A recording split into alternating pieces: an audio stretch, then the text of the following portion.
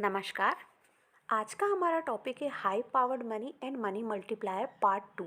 इसके पहले पार्ट 1 हम देख चुके हैं, जिसकी लिंक मैंने डिस्क्रिप्शन बॉक्स में दी है। आप वहां जाकर क्लिक कर इसे देख सकते हैं।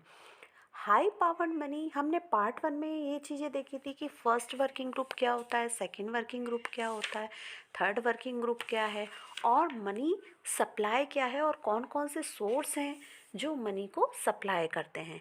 तो इसके आगे का वीडियो हम देखेंगे कि हाई पावर्ड मनी से मीन्स क्या होता है। यहाँ से हम स्टार्ट करते हैं सोर्स ऑफ मनी सप्लाई। हमने ये पहले भी देख चुके हैं कि दो सोर्स होते हैं, एक आरबीआई होता है और एक होता है आपका गवर्नमेंट ऑफ इंडिया, जो मनी सप्लाई करने का काम करते हैं। मीन्स मनी को इशू करने का काम जो है वो ये दोनों करते हैं। अब यहाँ पर ये दोनों जितना भी मनी इशू करते हैं, यही मनी जो होता है वो क्या कहलाता है, आपका हाई पावर्ड मनी।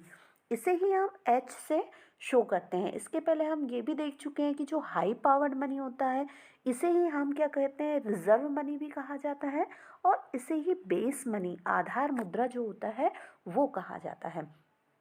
तो यहाँ पर ये दोनों जो सोर्स है या जो कहना चाहिए अथॉरिटी है जो मनी को इशू करती है, और जितना भी मनी इशू कर किया जाता है या इकोनॉमी में लाया जाता है, यही मनी जो होता है वो क्या कहलाता है, हाई पावर्ड मनी। इस हाई पावर्ड मनी को टू पार्ट में डिवाइड किया गया है, एक सी और एक R. C means currency held by the public. जितने भी कॉइन्स है, नोट्स है, जो पब्लिक के पास है वो क्या कहलाता है, सी कहलाता है। फिर आर, आर से मीन्स होता है cash reserve with the bank. Bank के पास जितना भी रिजर्व है वो, उसको हमने क्या कहा है, आर से डिनोट किया है। अब पूरी इकोनॉमी में जितनी भी हाई पावर्ड मनी होती है वो ये टू पार्ट में डिवाइड की होती है, या तो कैश के रूप में पब्लिक के पास होती है या किसके पास होती है, बैंक के पास होती है रिजर्व के रूप में। तो यहाँ पर यदि हम एक एग्जाम्पल के थ्रू देखें, मान लीजिए कि आरबीआई और गवर्नमेंट ऑफ इंडिया दोनों ने टोटल मनी 2000 का इशू किया। अब ये जो 2000 मनी इशू किया है, इसमें से 1000 मान लीजिए कि कैश के रूप में पब्लिक ने रख लिया, तो ये हमारा क्या हो गया, currency held by the public. और इसका जो 1000 रुपीज़ है वो मान लीजिए cash reserve with the bank, bank के पास कैश के रूप में रखा हुआ है। जितना भी बैंकिंग सिस्टम है उसके पास कैश के रूप में जो रिजर्व रखा हुआ है वो 1000 हो गया। अब यहाँ पर ये जो 1000 है ये भी टू पार्ट में डिवाइड होता है। टू पार्ट में डिवाइड होगा, एक हमारा होगा आरआर, इसको नोट कर लीजिए, आरआर मीन्स रिक्वायर्ड रिजर्व, आवश्यक रिजर्व, और एक है ईआर, ईआर से मीन्स होता है एक्सेस रिजर्व या आधिक्य रिजर्व। ठीक है, इस तरह से हमारा जो हाई पावर्ड मनी हो गई वो किस किस से मिलकर बनी है, H equal C plus R R plus E R. C से means currency held by the public, R से means required reserve and E R से मीन्स होता है एक्सेस रिजर्व या आधिक्य रिजर्व। क्योंकि ये जो आर आर है, आर आर से मीन्स होता है कि जितना भी रुपए बैंक के पास है उसमें से उसका कुछ परसेंटेज जो है आवश्यक रूप से रखना पड़ता है, या तो उसे आरबीआई के पास रखना पड़ता है, रिजर्व कैश रिजर्व रेशियो जिसे सीआरआर बोलते हैं, और एक जो है वो उसका कुछ परसेंटेज खुद के पास भी रखना पड़ता है जिसे एसएलआर बोला जाता है। तो ये जो रुपए है सीआरआर और एसएलआर के रूप में जो रखा जाता है वो क्या कहलाता है, आरआर कहलाता है। ठीक है, रिक्वायर्ड रिजर्व, आवश्यक रिजर्व, जो कंपलसरी कुछ परसेंटेज बैंक को, कमर्शियल बैंक को रखना ही पड़ता है। इसके बाद ईआर एक्सेस रिजर्व, जितना भी इसमें से बचा वो क्या हो गया, एक्सेस रिजर्व हो गया। मीन्स कि यदि 1000 में से मान लीजिए कि 20% 20% है। अब ये जो 20% है मीन्स कि 20% में से कितना 200 जो है वो रिजर्व रेशियो हो गया, रिक्वायर्ड रिजर्व हो गया, एंड जो 800 बचा हुआ है, ये जो 800 है वो क्या हो गया, एक्सेस रिजर्व हो गया। तो अब हम इसके आगे देखते हैं कि हाई पावर्ड मनी और मनी मल्टीप्लायर दोनों में क्या रिलेशन होता है।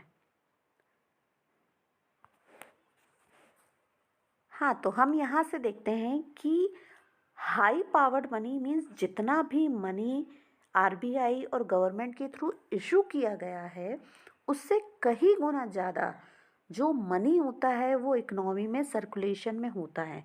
मीन्स कि मनी सप्लाई जो होती है वो उससे कहीं गुना ज़्यादा होती है। इसे हम इस चित्र के द्वारा देख सकते हैं। देखिए यहाँ पर ये जो नीचे है, ठीक है, ये हाई पावर्ड मनी हो गया, H = C+RR, ठीक है।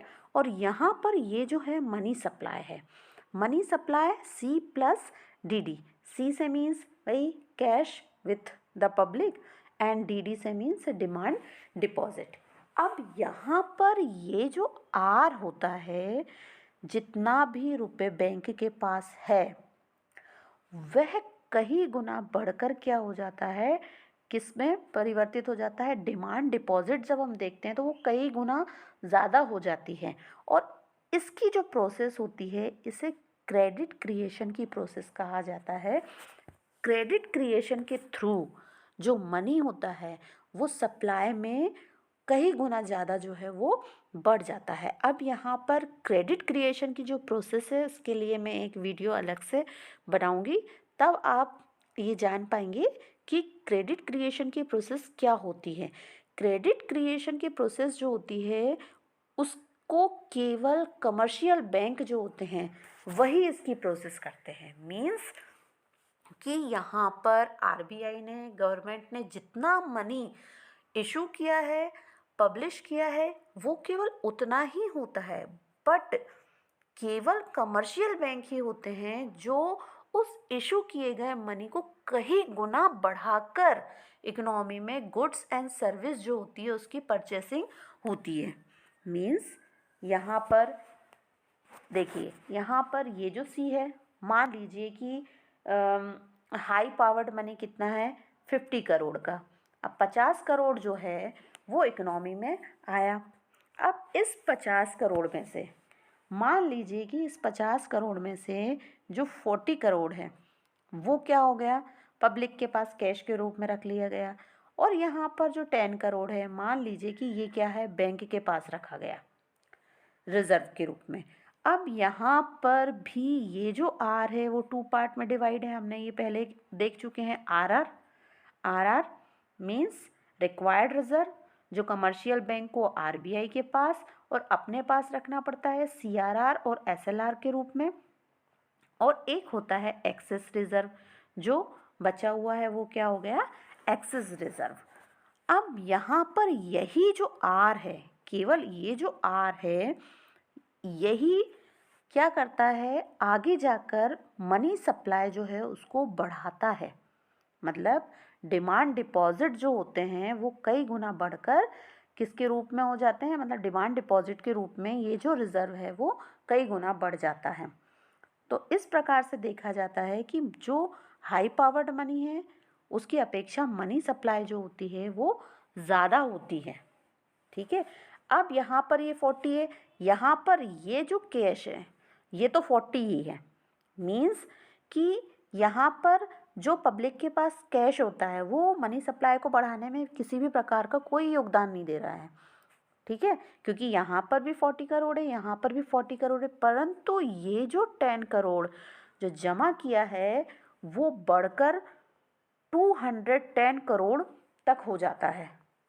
ठीक है, मीन्स कि यदि हाई पावर्ड मनी कितनी है, 50 है, 50 करोड़ है, लेकिन जो मनी सप्लाई है वो कितनी है आपकी, 250 करोड़ का मनी सप्लाई जो है वो इकोनॉमी में हो रहा है। मीन्स इसे ही हम क्या कहते हैं, मनी मल्टीप्लायर। मनी मल्टीप्लायर क्या हो गया, आपका कितने मनी सप्लाई कितनी है उसमें हम डिवाइड कर देते हैं किससे, हाई पावर्ड मनी से डिवाइड कर देंगे। मीन्स कि इकोनॉमी में कितनी मनी सप्लाई हो रही है, कितने गुना बढ़ चुकी है, यही गुना जो होता है ये क्या कहलाता है, आपका मनी मल्टीप्लायर। तो यहाँ पर हम आगे और देखते हैं कि मनी मल्टीप्लायर से मीन्स क्या होता है।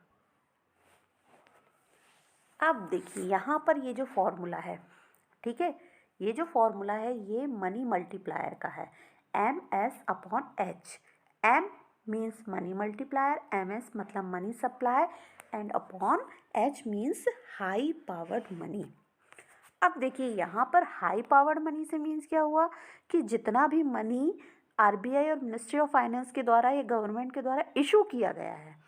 लेकिन मनी सप्लाई से मीन्स क्या होता है कि कितना मनी जो हो रहा है उससे गुड्स एंड सर्विसेज परचेज की जा रही है, क्योंकि इकोनॉमी में उतनी ही मनी, हाई पावर्ड मनी जितनी इशू की गई है उससे ही गुड्स और सर्विस परचेस नहीं की जाती है, बल्कि इससे कई गुना ज़्यादा जो होती है उस मनी से गुड्स और सर्विस परचेस की जाती है। तो यही जो होता है ये मनी सप्लाई कहलाता है। इसीलिए हम बोलते हैं कि मनी सप्लाई जो होते हैं उसके 3 सोर्सेस होते हैं। 3 सोर्सेस कौन कौन से हो गए, एक तो RBI और एक क्या हो गया आपका गवर्नमेंट ऑफ इंडिया एंड एक हो गया आपका कमर्शियल बैंक, क्योंकि कमर्शियल बैंक जो होता है यही मनी सप्लाई में अपना बहुत बड़ा योगदान देता है। केवल यही है जो क्रेडिट क्रिएशन की प्रोसेस करता है, और इस क्रेडिट क्रिएशन की प्रोसेस जो होती है वो मनी को कई गुना इकोनॉमी में बढ़ा देती है। तो अब यहाँ पर ये हो गया आपका मनी मल्टीप्लायर। ये जो मनी मल्टीप्लायर है मीन्स मनी सप्लाई कितनी ज़्यादा हो रही है हम इसे निकाल सकते हैं। हम इसे कैसे निकाल सकते हैं, मनी मल्टीप्लायर के थ्रू जो है हम इसे निकाल सकते हैं। मनी मल्टीप्लायर के थ्रू मीन्स कि जितनी भी हमारी मनी सप्लाई है, मीन्स कि हमारा जैसे हमने एक एग्जांपल देखा था 250 करोड़ की मनी सप्लाई हो रही है इकोनॉमी में और मनी कितना इशू हुआ 50, तो मीन्स इसको यदि हम सॉल्व करेंगे तो कितना हो जाएगा 5 1 ज़ा 5 5 5 ज़ा 5, मीन्स कि क्या हो गया 5 गुना ज़्यादा मनी सप्लाई हो रही है यहाँ पर, ठीक है ना। इसे ही हम मनी मल्टीप्लायर या मुद्रा गुणक कहते हैं, जिससे हम M के थ्रू जो है वो क्या करते हैं, इंडिकेट करते हैं, ठीक है। अब जितना RBI और गवर्नमेंट ने मनी इंजेक्ट किया है उससे 5 गुना ज़्यादा की मनी सप्लाई हो रही है या गुड्स और सर्विसेज की खरीदारी हो रही है। अब कई बार क्या होता है, ये जो मनी सप्लाई होते हैं उसको कई तरीक़ों से भी, ये जो मनी सप्लाई है, ठीक है, इसको हम MS/RM, क्योंकि हमने देखा है reserve money, high powered money या फिर हम बेस मनी, इसके थ्रू भी क्या करते हैं, शो कर सकते हैं। इन तीनों में से कुछ भी यूज़ हो सकता है, ठीक है। और ये जो मनी सप्लाई है यहाँ पर MS जो है उसको M3 भी लिखा जाता है, ठीक है। तो ये हमारी होगी मनी मल्टीप्लायर का फॉर्मूला। अब हम ये चीज़ देखेंगे यहाँ पर कि यदि ये जो MS/H है, हम क्या कर सकते हैं, MS की जगह हम C+DD लिख सकते हैं या C+D लिख सकते हैं। क्यों, क्योंकि जो हमारी मनी सप्लाई होती है वो cash with public and demand deposit से मिलकर बनी हुई है, और हम हाई पावर्ड मनी को क्या लिख सकते हैं, C+RR+ER लिख सकते हैं। यदि हम इस फॉर्मूले में ये जो हमने लिखा है इसमें यदि हम डिवाइड कर दें, किससे, D से डिवाइड कर दें, तो हम आगे देखेंगे कि किस तरह से हम हाई पावर्ड मनी या मनी मल्टीप्लायर जो है उसे निकाल सकते हैं। इसमें कई चीज़ें और भी हमें देखने को मिलेगी कि जो कैश रिज़र्व क्या होता है, रिज़र्व रिक्वायर्ड रिज़र्व रेशियो क्या होता है, तो हम ये देखते हैं इसमें, ठीक है। अब देखिए यहाँ पर हमारी जो मनी सप्लाई है वो क्या हो गई D+C, या हम इसको C+D भी या DD भी लिख सकते हैं। फिर हमारा हाई पावर्ड मनी क्या हो गई, C+RR+ER, प्लस ई आर। ठीक है, अब ये क्या हो गया हमारा, एम अपॉन एच या एम एस अपॉन एच। अब हम किससे डिवाइड करेंगे, डी से डिवाइड कर देते हैं। न्यूमरेटर और डिनोमिनेटर दोनों को हम क्या कर रहे हैं, डी से डिवाइड कर दे रहे हैं। तो यहाँ पर D divided by D plus C upon D, C upon D plus R R upon D plus E R upon D. ये हो गया हमारा। अब यहाँ पर ये जो डी डी अपॉन डी, ये तो क्या हो जाएगा, 1 हो जाएगा। और जो सी अपॉन डी है, ये जो सी अपॉन डी है, ये क्या हो जाएगा यहाँ पर, करेंसी, ये और डी से मतलब डिमांड डिपॉजिट। तो यहाँ पर हम इसको सी आर लिख सकते हैं। इसको हम देखते हैं अगली स्लाइड में, हम देखते हैं इसको कि किस तरह से किया जा सकता है ये। हाँ, तो जो डी डी था हम उसको क्या लिख सकते हैं, डी अपॉन डी को 1 प्लस सी अपॉन डी के स्थान पर हम सी आर लिख सकते हैं। ठीक है, अभी हम बताएंगे कि क्यों लिख सकते हैं। फिर सी अपॉन डी के स्थान पर हमने सी आर लिखा, plus R R upon D के स्थान पर हमने आर लिखा, और प्लस ई आर जो है, ई आर अपॉन डी, उसे हम क्या लिख सकते हैं, एक्सेस रिजर्व। ठीक है, रेशियो। अब यहाँ पर ये जो आर है, करेंसी रेशियो, सी आर। ठीक है, ये जो आर है ये रेशियो को शो करता है। और जब हम रेशियो की बात करते हैं, मीन्स करेंसी अपॉन डिपॉजिट जितना भी है, ये दोनों क्या हो जाएगा, सी आर हो जाएगा। मीन्स कि सी आर जो होता है वो सी अपॉन डी होता है। इसीलिए हमने इसकी जगह क्या कर दिया है, इसको हम पुट कर सकते हैं। तो यहाँ पर सी आर से मीन्स क्या हो गया, currency ratio, C R means currency ratio. R R से मीन्स क्या हो गया, जो हमने रिक्वायर्ड रिजर्व रेशियो है ना, रिक्वायर्ड रिजर्व रेशियो हो गया ये। और ई आर से एक्सेस रिजर्व रेशियो।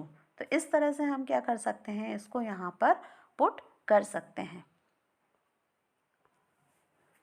अब ये जो हमारा पार्ट है, ये वाला जो पार्ट है कॉल्ड मनी मल्टीप्लायर, इसे ही हम मनी मल्टीप्लायर कहते हैं।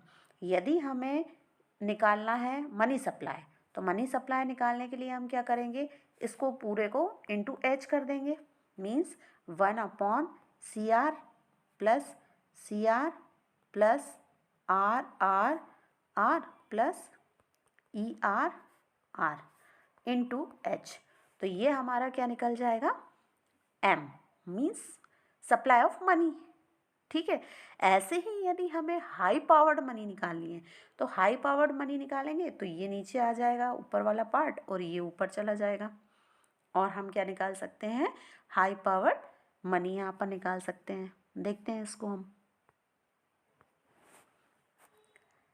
H equal C R plus R R required reserve ratio plus excess reserve ratio, आवश्यक रिजर्व अनुपात और अतिरिक्त रिजर्व अनुपात, upon 1 plus C R into M. ठीक है, तो ये हम इसे हाई पावर्ड मनी हो गया ये हमारा, और ये मनी सप्लाई हो गया। इसे हम इस तरह से लिख सकते हैं। अब ये जो हमारा पार्ट है, ये जो पार्ट दिख रहा है, इसे हम क्या कहते हैं, मनी मल्टीप्लायर। अब जब मनी मल्टीप्लायर है, मीन्स कि हम इसको क्या कर सकते हैं, एम से शो कर सकते हैं। ठीक है ना, क्योंकि एम इक्वल क्या था, मनी सप्लाई अपॉन एच। ठीक है, मीन्स कि यदि हमें मनी मल्टीप्लायर, यदि एम निकालना है तो हम क्या कर सकते हैं, मतलब मनी सप्लाई यदि हमें निकालना है तो एम इक्वल क्या कर सकते हैं हम, जो हमारा एम है मीन्स मनी मल्टीप्लायर है, उसमें हम एच से इनटू कर सकते हैं, तो हम क्या निकाल सकते हैं, मनी सप्लाई को भी हम निकाल सकते हैं। इस तरह से जब हम एग्ज़ाम पॉइंट ऑफ व्यू से देखें तो कई कॉम्पिटिटिव एग्ज़ाम में इसके फॉर्मूले जो है वो पूछे जाते हैं। तो ये फार्मूला कई तरह से पूछ लिया जाता है, मनी सप्लाई का भी, हाई पावर्ड मनी का, मनी मल्टीप्लायर का भी। तो इसे हर व्यू से आपको तैयार करना है इस फॉर्मूले को। यहाँ पर हम इनके बीच क्या रिलेशन है ये भी देखते हैं। जैसे H means high powered money जितनी ज़्यादा होगी तो मनी सप्लाई भी उतनी ही ज़्यादा होगी इकोनॉमी में। भाई जितना रुपए ज़्यादा इशू होगा तो मनी सप्लाई भी उतनी ही अधिक होगी। पर currency ratio, required reserve ratio और एक्सेस रिजर्व रेशियो जितना कम होगा मनी की सप्लाई उतनी ही अधिक होगी। ठीक है ना। क्यों? क्योंकि रिजर्व रेशियो में क्या आ जाता है, CRR, SLR। यदि उसका अधिक परसेंटेज बैंक के पास रख दिया जाएगा तो मनी इकोनॉमी में जो मनी की सप्लाई है वो क्या हो जाएगी, कम हो जाएगी। तो इस तरह से ये जितना कम होगा मनी की पूर्ति जो होगी उतनी ही अधिक होगी। ठीक है। अब यहाँ पर इस तरह से हम देख सकते हैं कि मुद्रा की पूर्ति को उच्च स्तरीय मुद्रा मीन्स की H और मुद्रा गुणक मीन्स की M मनी मल्टीप्लायर निर्धारित करते हैं। ये तो हमें साफ ही दिख रहा है कि भाई मनी की सप्लाई जितनी भी हो रही है इकोनॉमी में उसे कौन कौन डिसाइड कर रहा है। एक तो हाई पावर्ड मनी जो RBI और गवर्नमेंट के थ्रू इशू किए जाते हैं, और एक मनी मल्टीप्लायर मीन्स कि कितने गुना जो है वो मनी इकोनॉमी में बढ़ गया है। ये दोनों ही चीज़ें जो है वो क्या करती है, मनी सप्लाई जो है उसको निर्धारित करती है। क्योंकि मनी सप्लाई को निर्धारित करने वाले ऐसे कौन कौन से कारक हो गए, ये भी एक क्वेश्चन बनता है।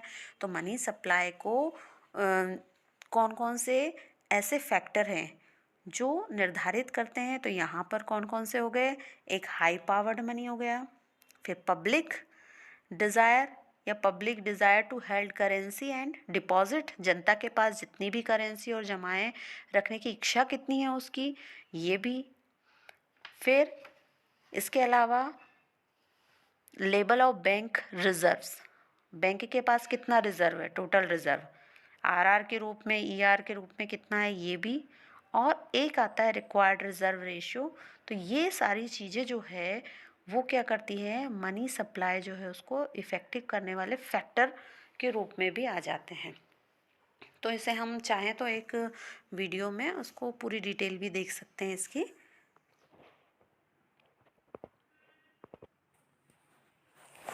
हम इसके नेक्स्ट वीडियो में देखेंगे कर्व के थ्रू कि ये जो मनी मल्टीप्लायर है और जो हाई पावर्ड मनी है और मनी सप्लाई है, ये तीनों एक दूसरे से किस तरह से रिलेटेड हैं, या currency reserve ratio, required reserve ratio, excess reserve ratio, इनमें क्या रिलेशन है। तो इसे हम नेक्स्ट वीडियो में कर्व के थ्रू भी देखेंगे। तो आज की वीडियो में केवल इतना ही। Thank you. यदि आपको मेरा वीडियो पसंद आया तो इसे लाइक, शेयर एंड सब्सक्राइब ज़रूर करें। धन्यवाद।